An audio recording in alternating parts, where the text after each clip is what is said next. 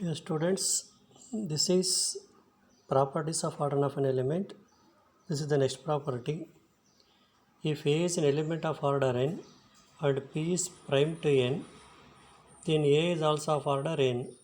ಅಂದರೆ ಏನಂದರೆ ಏನು ಆರ್ಡರು ಎನ್ನು ಮತ್ತು ಪಿ ಪ್ರೈಮ್ ಟು ಎನ್ ಅಂತಂದರೆ ಜಿ ಸಿ ಡಿ ಆಫ್ ಎರಡು ನಂಬರ್ಸು ಒನ್ ಬರಬೇಕು. If the G C D of two numbers is one, then such numbers are called relatively prime numbers or one number is prime to another number. ಏನ order n ಇದೆ, p prime to n ಆದರೆ then ಏನ order ಕೂಡ n ಆಗಿರುತ್ತೆ ಅಂತ ಹೇಳ್ತಾನೆ. Then a to the power of p is also of order N. ಇಲ್ಲಿ ತೊಗೋಬೇಕಾದ್ರೆ ಏನು ಮಾಡಿ, ಆರ್ಡರ್ ಆಫ್ ಎ ಎನ್ ಅಂತ ಇಟ್ಕೊಳ್ಳಿ. Let order of A is equal to N and order of A to the power of P is equal to M. ಅಂದರೆ A to the power of ಪಿನ order M ಅಂತ ಇಟ್ಕೊಳ್ಳಿ. ಈಗ ಎರಡು order ಒಂದೇ ಅಂತ ನಾವು ಪ್ರೂವ್ ಮಾಡಬೇಕಲ್ಲಿ. ನಾವು order of A is equal to N. Order of A is equal to N ಅಂದರೆ ಏನಾಗುತ್ತೆ, that implies A to the power of N is equal to e.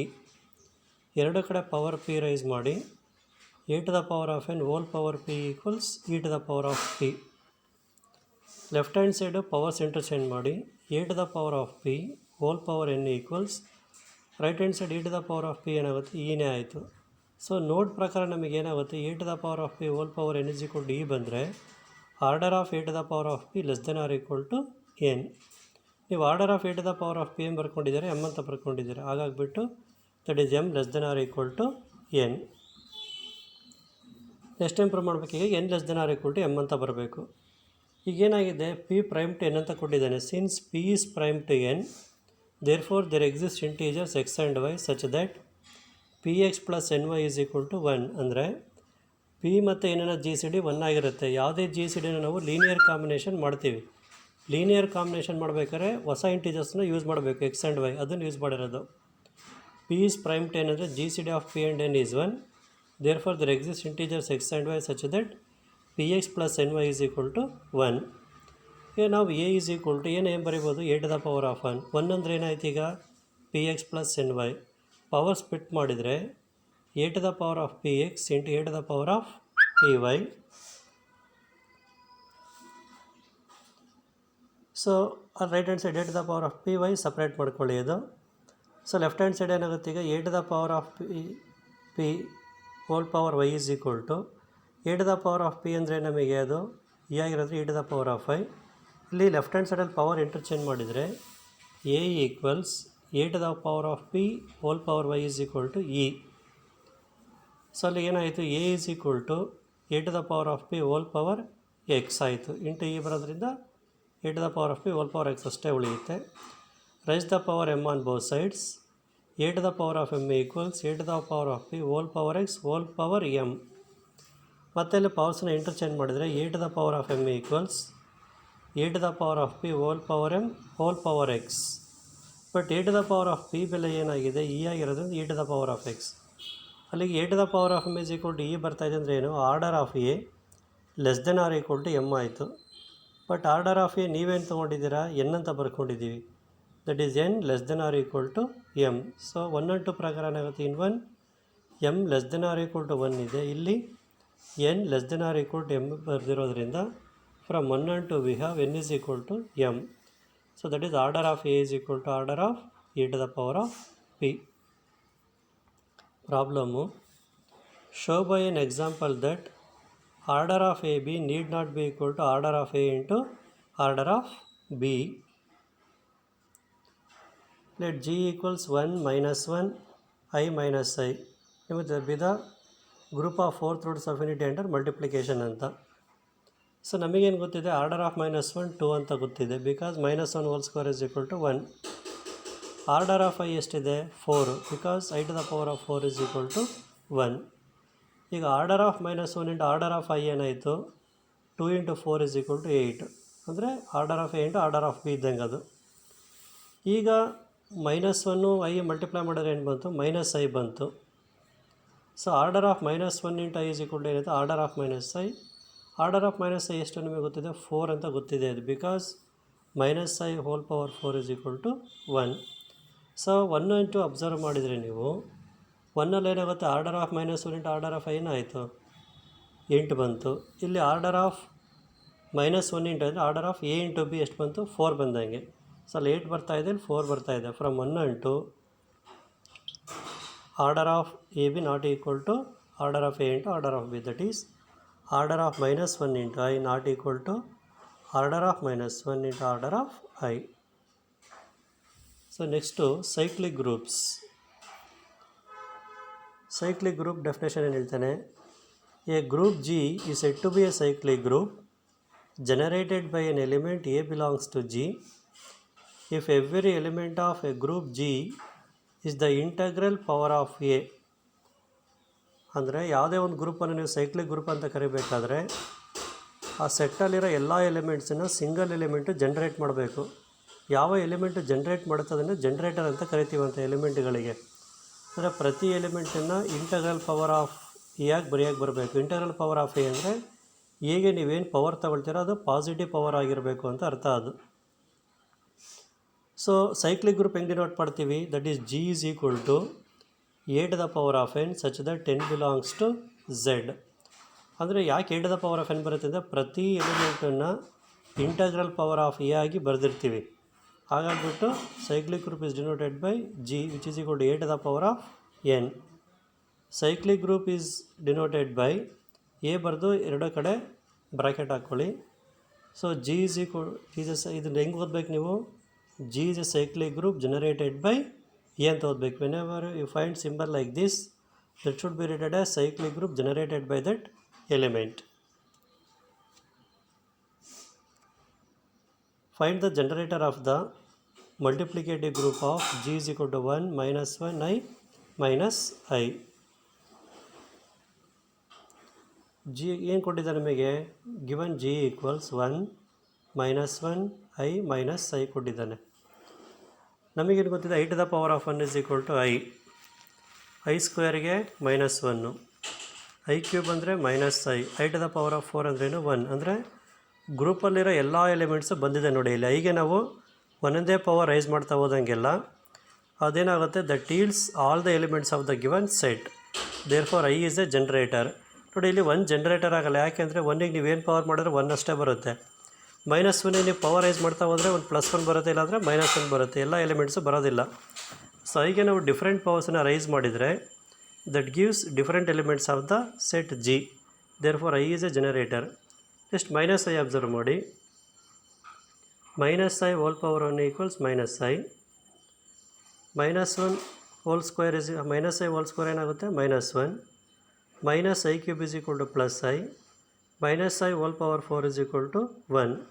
So ಅಂದರೆ -Iಗೆ ನಾವು ಬೇರೆ ಬೇರೆ ಪವರ್ ರೈಸ್ ಮಾಡಿದಾಗ that also gives all the elements of the given set. Therefore -I is a generator. Therefore the generators of G are what, I and -I. Next problem, find the generators of the multiplicative group G equals 1 omega omega square. So given set is what, G equals 1 omega omega square. See, if we raise any power to 1, we get only 1. Therefore, 1 is not a generator. Now take the element omega and go on write the different powers. Omega to the power of 1 equals omega. Omega to the power of 2 is omega square itself. Omega cube is equal to what? 1. You observe here, omega omega square 1. They are the elements of the given set. That means omega has generated all the elements of the given set G. Therefore, omega is a generator. Now take the element omega square and go on raising the powers. Omega square whole power 1 equals what? Omega square. Omega square whole square becomes what? Omega to the power of 4. But omega to the power of 4 means what? Omega cube into omega.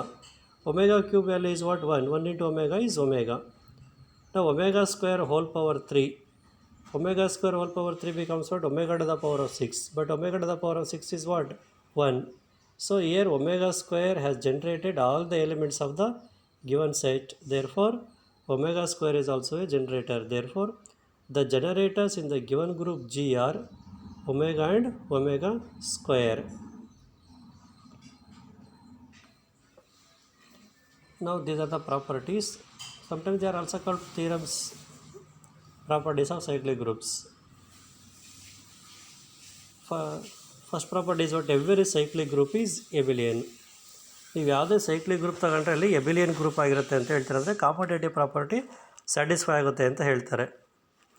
Let G equals A be cyclic group generated by A. Cyclic ಗ್ರೂಪಲ್ಲಿ ಎಲ್ಲ elements ಏನಾಗಿರ್ತವೆ, integral power of A ಆಗಿರ್ತವೆ. Therefore G equals A to the power of N such that N belongs to I. G ಇಂದ ಎರಡು element ಬರ್ಕೊಳ್ಳಿ. Let X comma Y belongs to G. ನಾವು ಯಾವುದೇ element ನಾವು ಜಿಯಿಂದ ಬರ್ಕೊಂಡಿದ್ದೀವಿ ಅಂದರೆ ಇಂಟಗ್ರಲ್ ಪವರ್ಸ್ ಆಫ್ ಎ ಆಗಿರ್ತವೆ. Therefore X equals A to the power of n, y equals A to the power of m, where n and m are integers or n comma m belongs to I. ನಮಗೇನು ಬರಬೇಕು, abelian group ಅಂದರೆ commutative property ತೋರಿಸ್ಬೇಕು ನೀವು. Consider x into y, so which is equal to A to the power of n into A to the power of m. Bases are same, add the powers a to the power of n plus m. But the power n plus m can also be written as m plus n. Again split the power, we get a to the power of m into a to the power of n. A to the power of m is y, a to the power of n is x. So what we obtained on the right hand side? We obtained y into x. Left hand side we have x into y. So x into y is equal to y into x. Therefore commutative law is satisfied. Therefore G is abelian. Next property.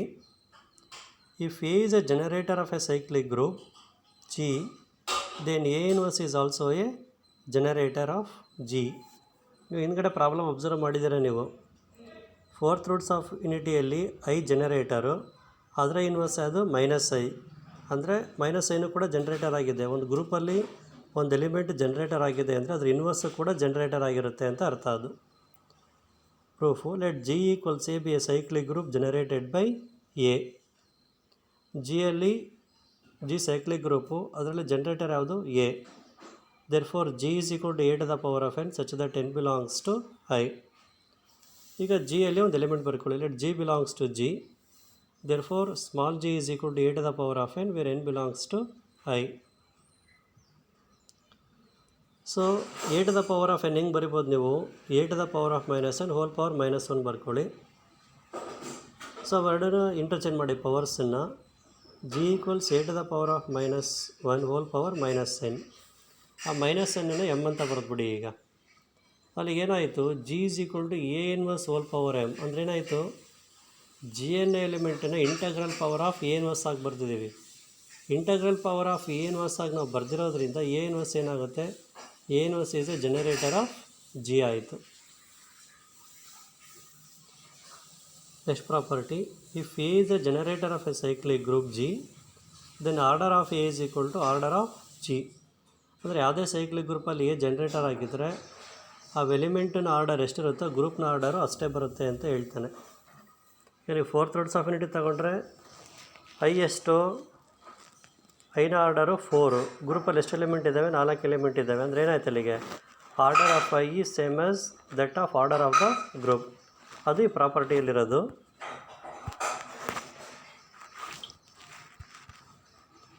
Let order of A is equal to N, where N is the least positive integer such that A to the power of N is equal to E. Order of N ಅಂತ ಬರ್ಕೊಂಡಿದ್ದೀವಿ. Definition ಪ್ರಕಾರ ಏನಾಗುತ್ತೆ, A to the power of N E ಆಗುತ್ತೆ. ಇಲ್ಲೊಂದು subgroup create ಮಾಡ್ತಾರೆ. Let H equals A square, A cube etcetera A to the power of N minus 1, A to the power of N. But A to the power of N ಅಂದ್ರೇನು, ಇ be A subgroup generated by A. G ಅನ್ನೋದು group, H ಅನ್ನೋದು subgroup, ಅದು A ಇಂದ generator ಆಗಿದೆ ಅಂತ ಇಟ್ಕೊಂಡಿದ್ದಾರೆ. The elements of H are distinct. ಅಂದರೆ ಸೆಟ್ ಎಚ್ ಅಲ್ಲಿ ಎಲಿಮೆಂಟ್ಸ್ ಏನಿದಾವೆ ಎಲ್ಲವೂ ಕೂಡ ಬೇರೆ, ಏನೇ ಬೇರೆ, ಎ ಸ್ಕ್ವೇರೇ ಬೇರೆ, ಎ ಕ್ಯೂಬೇ ಬೇರೆ ಅಂತ. ಸಪೋಸ್ ನಾವು ಬೇರೆ ಅಲ್ಲ ಅಂತ ಟ್ರೀಟ್ ಮಾಡೋಕ್ಕೆ ಬರುತ್ತಾ ಇಲ್ಲ ಅಂತ ಚೆಕ್ ಮಾಡ್ತಾ ಇದ್ದಾರೆ ಈಗ. For if a to the power of R is equal to A to the power of s. So ಅಲ್ಲಿ ಏನಾಗಬೇಕು, ನಮಗೆ ಗೊತ್ತಿದೆ 2ನೇ ಬೇರೆ 3ನೇ ಬೇರೆ, ಹಾಗಾಗಿ ಆರ್ ಬೇರೆ ಎಸ್ಸೇ ಬೇರೆ. Where 0 less than R equal to R, R less than S, S less than N. ಈಗ ಲಾಸ್ಟ್ ನಂಬರ್ ಇರೋದಲ್ಲಿ ಎನ್ನು. ಸೊ ಆರು ಎಸ್ಸಿಗಿನ ಕಡಿಮೆ ಇದೆ. ಎರಡು ಕಡೆ A to the power of minus ಎಸ್ಸಿಂದ ಮಲ್ಟಿಪ್ಲೈ ಮಾಡಿ.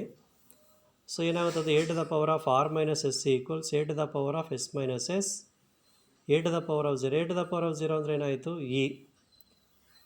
Because 0 less than R minus S less than N. ನೀವು ಎಸ್ಸನ್ನು ಈ ಕಡೆ ಬರ್ಕೊಂಡ್ರೆ ಗೊತ್ತಲ್ಲಿ ಆರ್ ಮೈನಸ್ ಎಸ್ ಬರುತ್ತೆ, R minus less than N. This content the fact that N is the least positive integer such that A to the power of N is equal to E. ಇಲ್ಲೇನಾಗ್ತದೆ, A to the power of R minus S is equal to E ಬರ್ತಾ ಇದೆ ನಮಗೆ. ನಾವೇನು ಅಂದ್ಕೊಂಡಿದ್ದೀವಿ ಎನ್ನಿಗಿನ ಕಡಿಮೆ power ಯಾವುದೂ ಇಲ್ಲ ಅಂತ ಅಂದ್ಕೊಂಡಿದ್ದೀವಿ. ಇಲ್ಲಿ ಕಡಿಮೆ ಪವರ್ ಬಂದುಬಿಡ್ತು ಆರ್ ಮೈನಸ್ ಎಸ್. ಹಾಗಾಗಿ ನಾವೇನು a to the power of r is equal to A to the power of s ಅಂತ ಬರ್ಕೊಂಡಿದ್ದೀವೋ ಅವೆರಡು ಈಕ್ವಲ್ ಅಲ್ಲ, ಅವೆರಡು ಕೂಡ ಬೇರೆ ಬೇರೆ ಅಂತಲೇ ಅರ್ಥ. Therefore elements of H are distinct.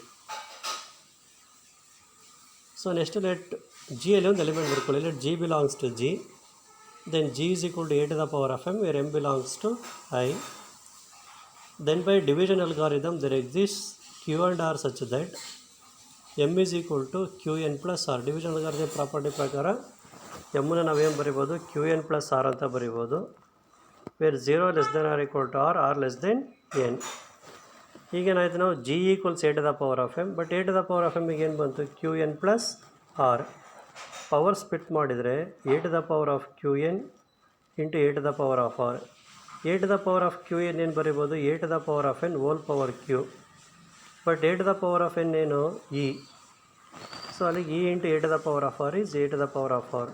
So ಅಲ್ಲಿಗೆ ಏನಾಯಿತು, G equals A to the power of R ಆಯಿತು. ನಮಗೇನಾಗಿದೆ, R less than N and A to the power of R belongs to H. ಅಂದರೆ ಏನಾಯಿತು, G also belongs to H ಅಂತ ಆಯ್ತು. ಈಗ that is G belongs to G implies G belongs to H. G an element G ಎಲ್ಲಿದೆ, G an element H ಎಲ್ಲಿದೆ ಅಂತ ಅಂದರೆ G ಏನಾಯ್ತು, ಅಲ್ಲಿಗೆ G is a subset of H. But ನಮಗೇನು ಗೊತ್ತಿದೆ, H is always a subset of G.